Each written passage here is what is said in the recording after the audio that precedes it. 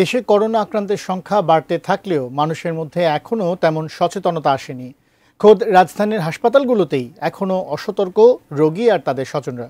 বিভিন্ন হাসপাতাল ঘুরে এসে রিপোর্ট করছেন মোহাম্মদ সোহাগ বিশ্বাস, ছবি তুলেছেন আতাউর রহমান হিমেল। ভারতসহ বেশিরভাগ দেশগুলোতে করোনার নতুন ধরনের সংক্রমণ বেড়ে যাওয়ায় নড়েচড়ে বসেছে স্বাস্থ্য অধিদপ্তর। সতর্কতা জারি করা হয়, দেশের করোনায় আক্রান্তের সংখ্যা বাড়তে থাকে। প্রধান হাসপাতালগুলোতে করোনা পরীক্ষার সুবিধা বাড়াতে কাজ শুরু করে, যদিও এখন বেশিরভাগ হাসপাতালই করোনা পরীক্ষা করা হয় না। রাজধানীর ঢাকা মেডিকেল কলেজ হাসপাতাল, সোহরাওয়ার্দী হাসপাতাল, মুগদা সরকারি হাসপাতাল, কুর্মিটোলা জেনারেল হাসপাতাল সহ বেশিরভাগ হাসপাতাল ঘুরে দেখা গেছে বেশিরভাগ মানুষের মধ্যেই এখন আর সচেতনতা নেই। আবার স্বাস্থ্যবিধি মেনে চলার কথাও বলছেন কেউ কেউ। আতঙ্ক না ছড়িয়ে জনগণের সচেতনতা বৃদ্ধি করাই মূল লক্ষ্য এবং উদ্দেশ্য হবে। এখন আবার করোনার প্রকোপটা বাড়ছে, এখন মানুষ আবার মাস্কের দিকে সচেতনতা হচ্ছে। করোনা যে এমন একটা প্রভাব পড়ছে, মানে কারো মাস্ক নাই বলাই চলে, 90% মাস্ক নাই। তো আলহামদুলিল্লাহ সবাই আমরা সতর্ক থাকবো।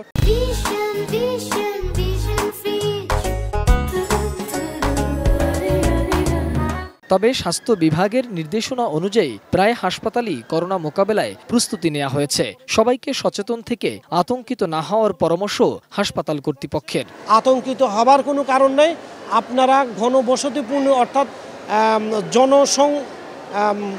অনেক মানুষ যেখানে জনসমাগম এড়িয়ে চলবেন এবং মাস্ক ব্যবহার করবেন এবং হ্যান্ড স্যানিটাইজার ব্যবহার করবেন। করোনা ম্যানেজমেন্টের জন্য যা কিছু দরকার, যেমন এখানে আইসোলেশন ওয়ার্ড, আইসিইউ এবং করোনা টেস্টের জন্য যে পিসিআর মেশিন থাকে, সেগুলো আমাদের সচল অবস্থায় আছে এবং আজ থেকে আমাদের কিট অ্যাভেলেবেল হচ্ছে।